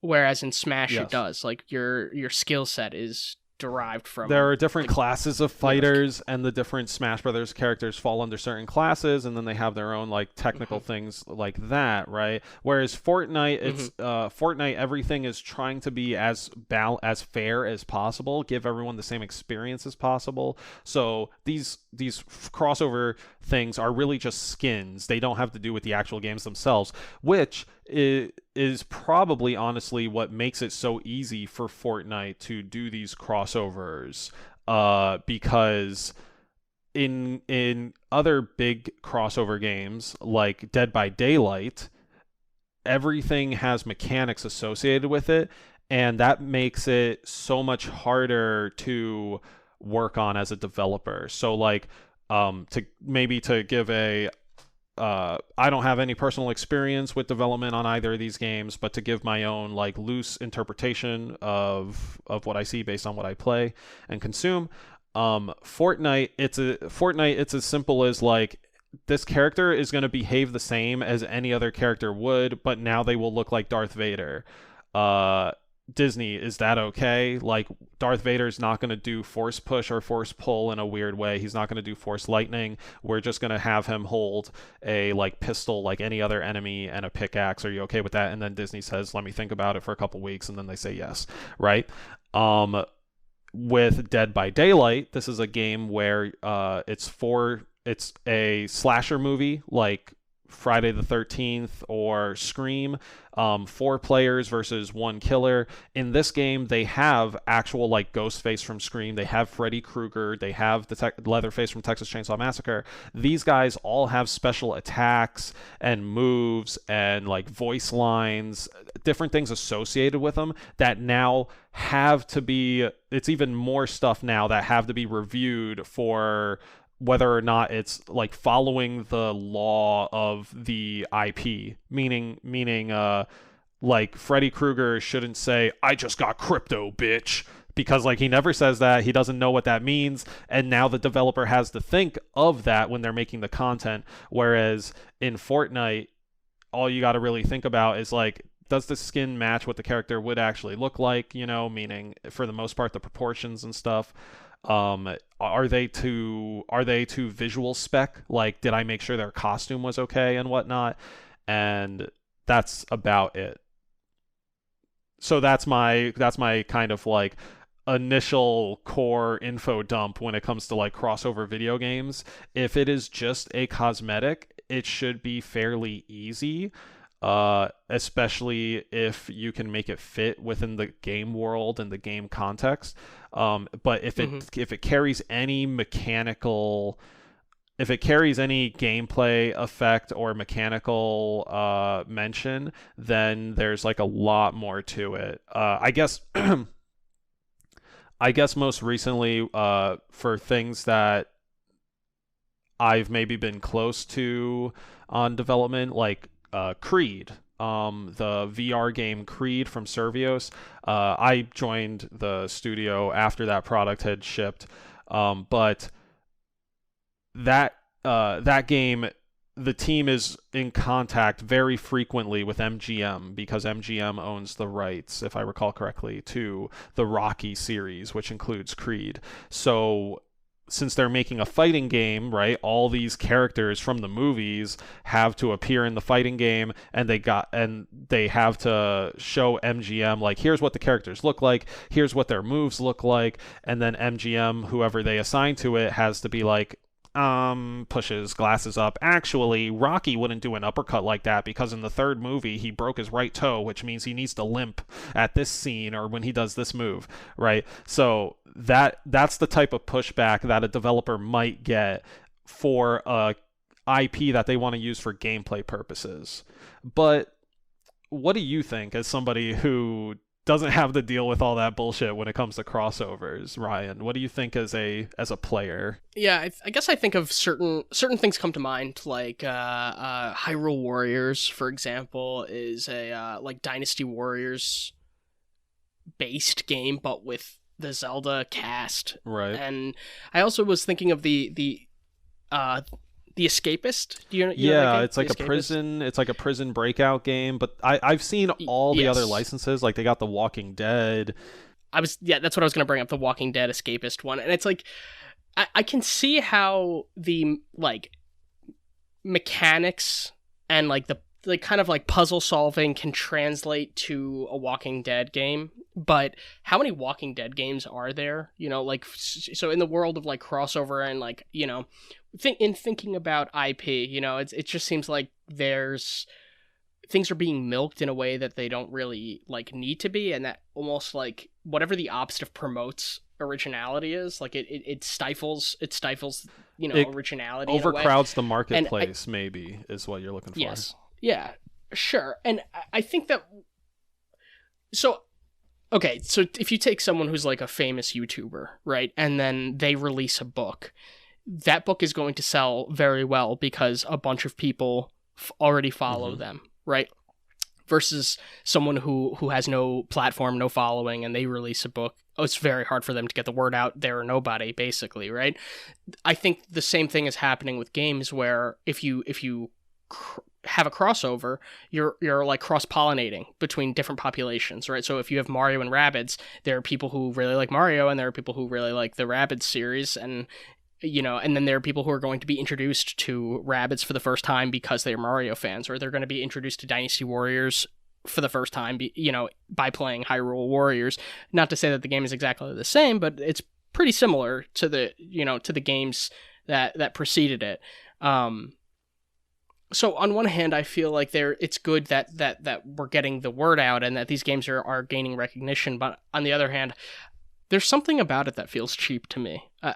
I know I wish I could be more articulate than that. Something but about the crossover itself, or the mechanical usage? I just feel like it feels like kind of unoriginal. Like it's like I want the original game to be successful enough on its own that it doesn't warrant a crossover. Like, are people only going to play Mario and Rabbids because it has the Mario cast in it? It's like, this isn't a Mario game. It just has Mario skins, and there could be things about the game that have, there are coins between the levels. Mm-hmm. There are, like the characters may have weapons that are similar to their personalities in some kind of way, but like a red shell cannon and stuff like that, right?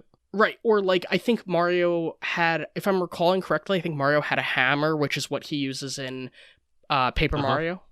He like that's like the primary weapon in Paper Mario. So that makes sense. That's like, okay, yeah, I see what you're doing. But also like the idea of like Peach shooting someone with a gun is like crazy. At the same time, where it's like, how are we justifying this? And I know that that's not really the point of Mario. Like, I know that there are like a million, I don't even want to call them holes, because I don't even think it's like really trying to have a cohesive narrative. Right.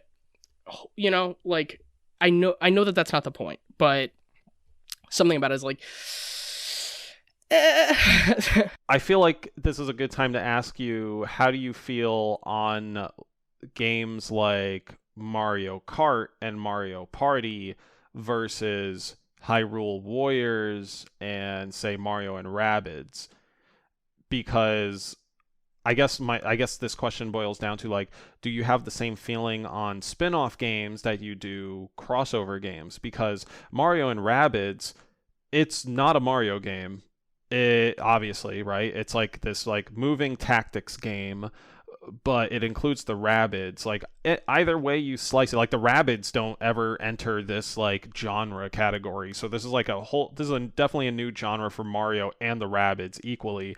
But why cross them over and why put them in such a weird genre? So do you feel like I think you had said it feels like hacky or gimmicky or like selling out in a way? Like, does it feel like that when you're playing a kart racer that has a Mario skin, or a soccer game that has a Mario skin, like Mario Strikers?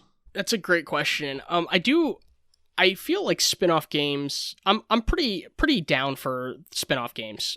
Like Crash Team Racing, I thought was like an awesome direction for the Crash Bandicoot series when that first came out, Would you be for or against a crossover Mario Kart Crash Team Racing? Oh, that's so funny. Nah, man, keep them separate. Who needs that? Why do we need the ultimate? This is the same reason why I can't stand the Super Smash Brothers like after the second one. Like, it's just way too complex. It's way too much. You're just trying to throw in absolutely everything you possibly can. Crash Team Racing is fine on its own. Mario Kart is fine on its own. We don't need to collab on every possible set of IPs. There's definitely something in me as like a gamer, a pop culture consumer, that when I see two things in kind of the same role or the same market space, you want to see how they interact. Yeah, right. It's that Godzilla King Kong thing. It's like, I hate that stuff. I hate the Godzilla King Kong thing. It doesn't make any sense narratively. Godzilla and King Kong, Mario and Sonic, like oh yeah, at the Olympic Games. Like, oh my god, yeah, spit on that. Yeah, I'm not about that at all. I don't like the games. I certainly I haven't played them, so I can't really give good concise thoughts on them, but I like it from a crossover standpoint. Like, obviously, like, Sega does what Nintendo don't. You need to have Sonic and Mario end up in the same world at some point. You really don't. I mean, I'm fine with, like, Donkey Kong being part of, like, the Mario universe, and, like, that's why he's allowed to be in Mario Party. Like, I'm totally down with, like, you know, the Nintendo characters that are grouped together continuing to do their thing. But you don't want the occasional crossover. You know, I'm sure that there are, or maybe if the gameplay was exceptions. better, maybe you'd be much happier with crossovers if the gameplay was, like, really good. Yeah, I think so. I think that it would really have to be deserving. I think it would have to warrant the crossover. I don't think it can be a marketing move or just because we want to see what these two characters look like on the same screen. I think it really has to be doing something innovative, and there has to be a good reason for it. And I think oftentimes there's not. It's just gonna sell more, and it's just, like, fun to see what it would be like. Definitely speaking a little, like, out of turn, I guess, but it, for me, feels like most of the time people who, like, have big checkbooks or, like, decide who gets the check says, like, market data shows that this character and this character are really popular, so if we make something that features both of them, now figure it out, they tell, like, the developers in the trenches. Yeah, I mean, Solid Snake being in Super Smash Brothers is infuriating to me. Why? I cannot possibly he's so comprehend. Fun and good to play. he's such a fucking dope he's fighter. never been on a Nintendo. He's never been on a Nintendo not true. platform. That's not true. Metal Gear Solid 1, the Twin Snakes, was on GameCube. Okay. Yeah, I'll it was take like it a director's cut version of the game. So it wasn't originally released? It was originally released on PlayStation 1, and even before that, Metal Gear, not Solid, but Metal Gear was a whole IP before Solid. And they're two separate IPs, basically, but they are the same world and universe. Okay, I stand corrected, but that is still a yeah. I mean, at this point, they are.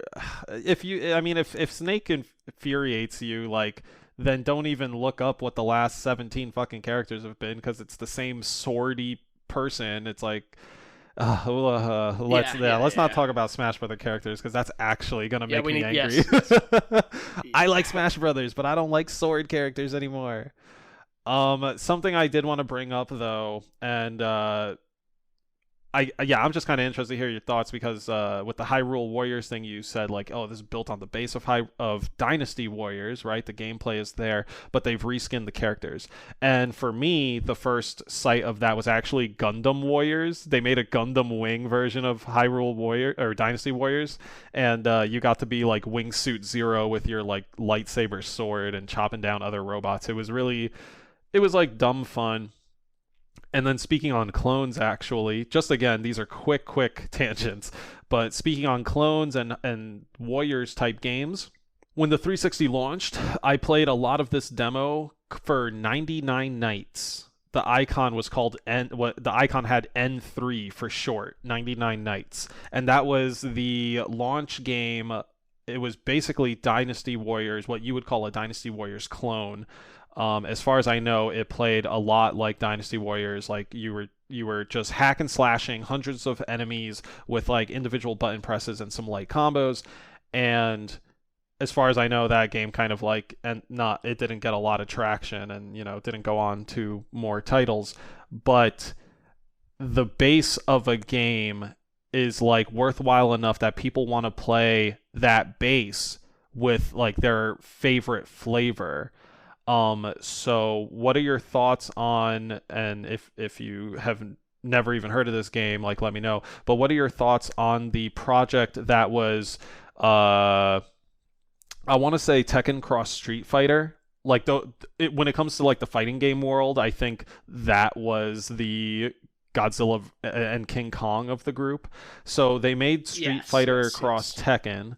They never actually released Tekken Cross Street Fighter, because the sales for Street Fighter Cross Tekken were, I believe, abysmal.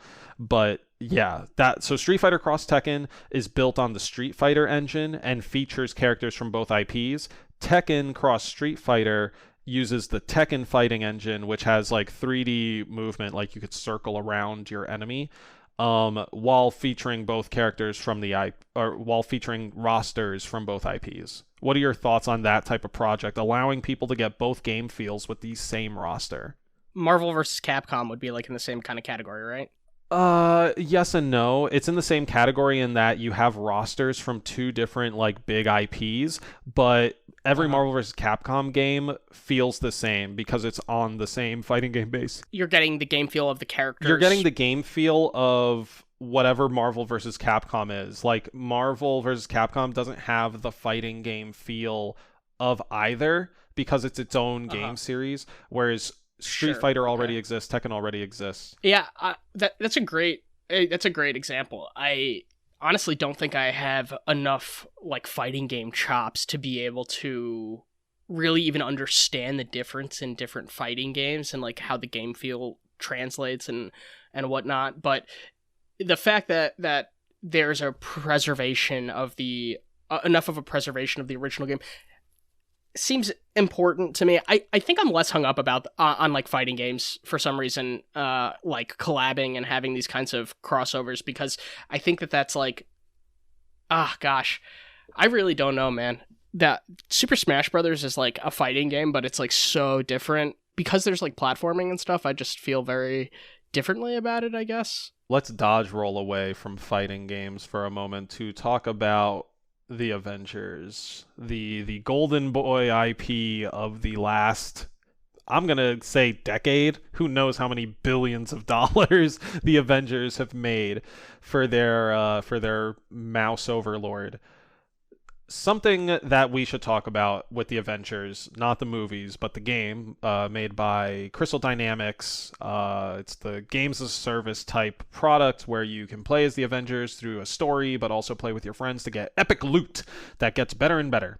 Now, there is a bit of a controversy around Spider-Man being exclusive to the PlayStation 4 version, sorry, not PlayStation 4, but the PlayStation version of the Avengers game. So one entire character, Spider-Man, a very notable character, can only be accessed on the PlayStation version of the game because it is believed because the Spider-Man movie rights or Spider-Man rights in general belong to Sony.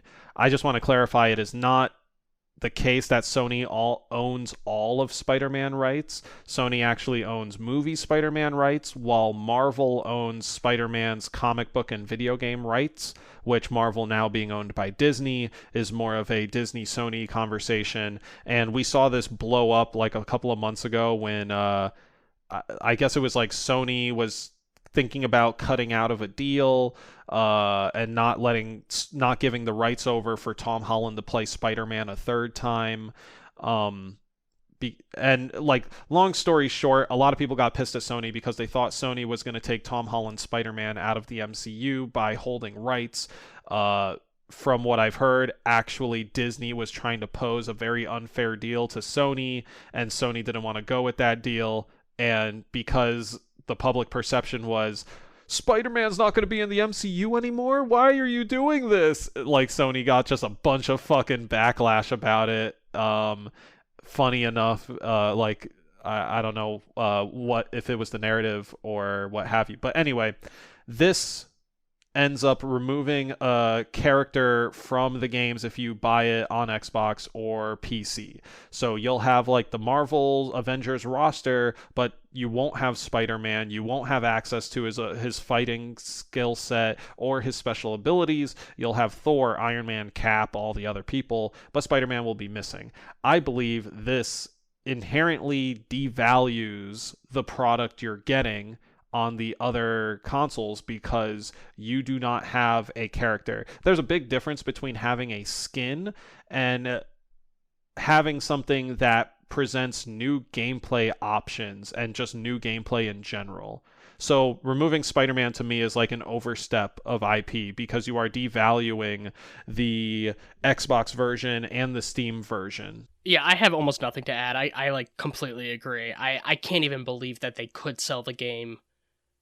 The only way I think it would be acceptable for them to sell that game is if they gave you an exclusive character for the other platforms. Yes, in Soul Calibur, right?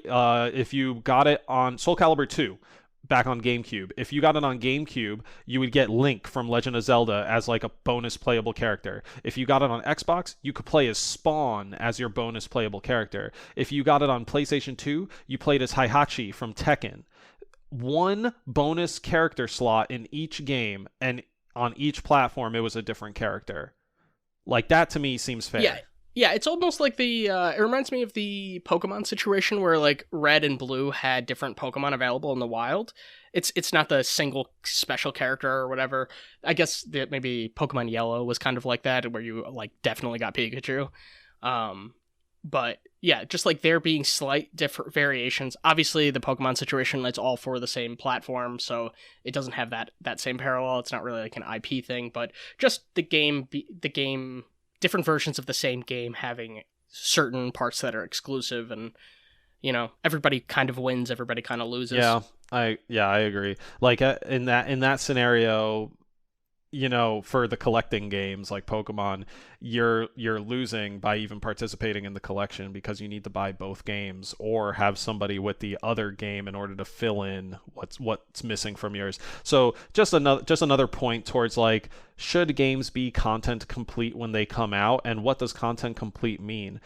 We have Pokemon and now this Avengers game as precedent of like, Pokemon games are technically not content complete. They don't have all the Pokemon available in the same colored version, so you technically need all colors of it in order for the game to be content Actually, no. Even then, the game is not okay. Correction. I don't think the game is ever going to be content complete. Like, technically being content complete for Pokemon games means that some Pokemon cannot be gotten in the game at all. Like, it is part of the game experience to find someone else to find someone who has the other copy of the game, or acquire your own copy of the game and use that collaboration to fill out your own roster and Pokédex. Even when you have done that, your game is not content complete because you cannot release your Pokemon into the wild to populate these missing Pokemon into your world. That is my ending thought on Pokemon and the IP completeness of games versus not having Spider-Man in the fucking other versions of this game. And this is the beginning of my thought on skill treat. Teach me something, Carlos. I am hungry. I've got to eat after this, yo. All right. Teach me something. So for today's skill treat, we are going to talk a little bit about animation, and specifically anticipation. This comes up because I recently watched Pacific Rim: The Black. It is a new anime on Netflix within the Pacific Rim universe. It takes place past the two movies, and it's cool, and they do the mech fights really well. And within animation, there's a lot of anticipation within these fights, and I think that's what helps sell the mechs like way better. And I think we lost some of that anticipation in the second game. Like, they mistook zooming in for anticipation. So sorry, I might have gotten a little bit ahead of myself. So listeners, for today's skill treat, we are talking about animation and anticipation. And anticipation is the tense feeling or the build up to an action happening. And suspense? Yeah, there we go. Suspense. The suspense or the build up to a event or an action happening. And within animation, this pertains to, we've been talking about fighting games for a little bit.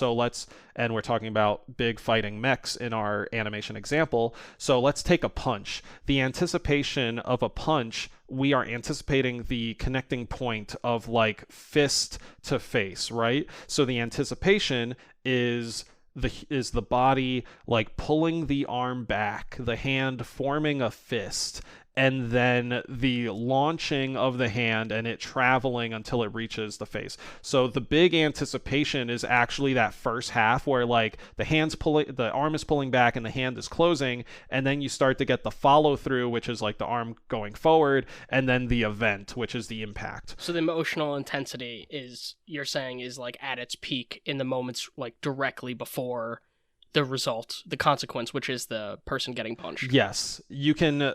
Yeah, what I'm saying is maybe not the biggest moment, but you can build that biggest moment. You can potentially have the biggest moment be in the anticipation. I guess it depends on the action. But the anticipation is often like the icing on the cake, and the cake being that event. Oh, it's like in Avengers Endgame when you see Thor's hammer, and this is going to be a spoiler for anyone who hasn't seen Endgame, like including me. you. I'm sorry, Ryan. Biggest viewed movie in the world. Is that true? Yeah, it's the highest. Now Avatar is the highest grossing movie again, but it got re-released in like China like a couple months ago. So they kind of cheated. It's Endgame is number 2. Yeah, that is kind of dirty. Endgame is number 2. It used to be number 1. Anyway, back to anticipation. An example I can give you for anticipation outside of like the example that really wowed me was in Endgame. You see Thor's hammer, Mjolnir, on the ground, and Thor is getting fucked up. Already, you're like, oh man, I wish. Like, when is the moment, because they're showing me the hammer, when is the moment where the hammer is going to smack Thanos off of Thor, because he needs help. And so we're seeing him die. It's panning back and forth between Thor and the hammer, building anticipation. This is not animation related. This is just anticipation. We know the hammer is going to do something. We just don't know what. And then suddenly the hammer starts to vibrate. It starts shaking. Now our anticipation builds up even higher. Some effect is being put on the hammer, and we know that this tool is about to be put to use in the problem we're seeing. And then another layer of anticipation. After vibrating, the hammer starts to fly in a direction, and we're all like and to make things even better, going back to the Russo brothers fucking directing style, the hammer flies, and you don't see the character it hits. It like has a good zoom in on the hand it's going to hit, and you see the hammer like slap into the hand grips it tight, and all you see is like forearm and hammer building the anticipation right before you go over the edge, and it zooms out to show the character that caught the hammer. And then everyone in the studio or in the movie theater like just starts losing their fucking mind. Like, I was there was screaming and cheering, and it was like the greatest thing. That was like communal anticipation leading up to a climax that was just like so desired, that everyone was just primed thanks to that anticipation. And so for me, the lesson I want to impart to you is that within animation, keep an eye out for that anticipation. So like when you're watching Pacific Rim The Black on Netflix, which you should do, listener, if you really like mech stuff and or Pacific Rim, we often see our robots fighting in like slower, more exaggerated fashions because they are as big as skyscrapers. That's the anticipation. They feel weighty thanks to this slowdown and this anticipation, the buildup. So when we see the mech pull its arm back and start to close its fist, the arm back motion is one shot. Like you see like the sound of like grinding metal on metal, like as the arm pulls back, and then you like another shot like of now your mech hand happens, and you hear like as the fingers are curling, you hear the sounds of the metal joints going like click, click, click, click, click, click, click, like getting every finger in place, building more anticipation to the eventual like grinding of the arm extending, leading to the like kerchang of a punch. And I specifically was just like, fuck yes, when I saw the shot of the fingers curling, because it sounded so technical. It just sold the technical aspect. That's it. They sold the mechanical aspect of these mechs, and I felt like that was missing in the second movie, which like really hurt it. It almost to me, the second movie kind of treat the mechs like humanoid characters as opposed to robots, and now this anime series treats it like a robot again. So like when it walks, you're getting that same buildup of like very long lifting of the leg, the like grinding, almost like it's a giant like grunting at the force of lifting their body. Same thing with like the charging of the punch and hearing like the different like clicks and clacks of Metal Gears like going into place as they curl each finger in the fist, ultimately like going in and punching the fuck out of a kaiju in the face. And like if it's an organic material, you see like the neon blue blood like come out of the punch, or if it's a robot, you're seeing like the sparks and hearing the clanks. And that's like the big impact that you were waiting for. We're all just waiting for big boys to fight. So what is the I hope I don't want to sound like glib or something, but I'm curious, like, what's the point of this? Like, is the, I understand that, like, suspense is, like, a really important part of storytelling. You're encouraging people to, consider how animation and, sound design can contribute to suspense. For what reason? Do you think that they will, understanding the craft of suspense and how these things fit with narrative, are going to make them have a higher appreciation for it? Or what's the end goal? Okay, so to give you something more tangible you can leave the episode with, I specifically am trying to make you, listener, more aware of different parts of things, I guess, that like make up a game's workflow, at least for now. And that has animation is a big part of video games, and learning animation principles is a big part of an animator's job. And bringing it back to video games and less so about TV shows or movies, the anticipation, to bring it to a more grounded example, in a platformer is baked into the main mechanic of jumping. Okay, so within animation, you have a jump, you have the resting pose, which is standing, you have your anticipation pose, which is the character like coiling their body or springing their body, crunching their body, and then you have the action, which is them extending their body, going in midair, crunching, and then like reaching the ground, stretching, and being more mindful to anticipation could help those who are aspiring to get into animation more. Maybe it gets somebody to like interested in the other principles of animation.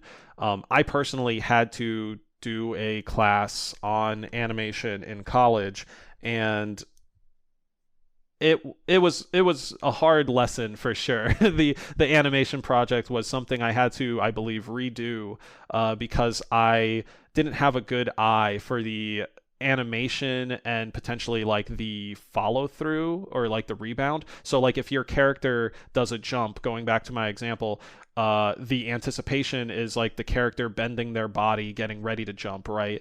The like, I don't want to say fall off, but like the resulting action or the end part of that where they actually complete their jump and they land and then they squash again to finish the pose. Like squash and stretch, I guess you're getting a double treat today. The squashing and stretching is another like big principle thing within animation. So squashing is like when you prepare for a jump, you're obviously like you're compressing the character, and then you stretch them to show like the motion, the elongation of the action. So keeping an eye out for that might make you enjoy like your media better. Maybe if you're like, wow, I'm not enjoying this, you might now have a new word to identify why you're not enjoying it, and either help you think more critically or just give you a better understanding of the world around you. Like, I am no scientist. I am no mathematician. I don't claim to know history or social studies, but I do want to help whoever I can think a little bit better and understand the world better. And if learning about anticipation within cinematic and animation like centric spheres ends up opening your eyes a little bit to something new, I consider that a successful day for both of us. You, the listener, get to learn something new, and I get to have helped a person for the day. And after I do that 100 times, I turn into a real person, and I no longer have to be a dog. This whole time you've just been a Shih Tzu. I'm trapped in a dog's body. Help me. Oh man. But last thing I want to mention on this is there's a YouTube channel called New Frame Plus. New Frame Plus is a YouTube channel that has to do with animation and video games. They do cool features and or deep dives into animations on video games. I found them via a like 1 hour long video on like the animation of Sonic throughout the classic games leading up to like Sonic Adventure 2 Battle and beyond. That is so cool. It was very fun watch. Like, do they talk about Sonic like checking his watch and being like impatient and like stepping on his like tapping his foot? Literally, like yes, that's a whole 10-minute segment. I swear to you, I swear to you, yeah. At one point, just a riff on that. He does this thing. The content creator says like, one of these animations, I can't really tell what he's doing. He calls out the hands. He's like, because you only have so many pixels. He does a really good breakdown of why. So I'll only give my own layman understanding. Because you only have so many pixels, and because Sonic is like facing you, the player. He does this thing where like he's like, with one hand he's pointing to the right like, hey dude, it's time to walk, but like with his other hand you can't tell if he's giving you a thumbs up or like if he's snapping his finger or like what's going on there. because of like pixel overlay or like just they didn't have enough to work with. And I really, that video I just really liked. It's like great stuff to listen to either in the background or like sit down and give it a nice cerebral like watch while you're eating lunch or something.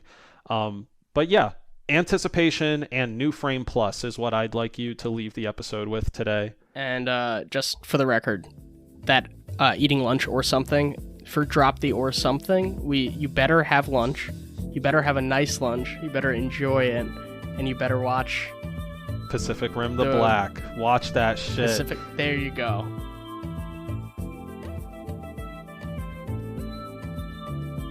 Thank you for listening to Deep in the D-Pad. Subscribe wherever you listen to podcasts and share us with your friends.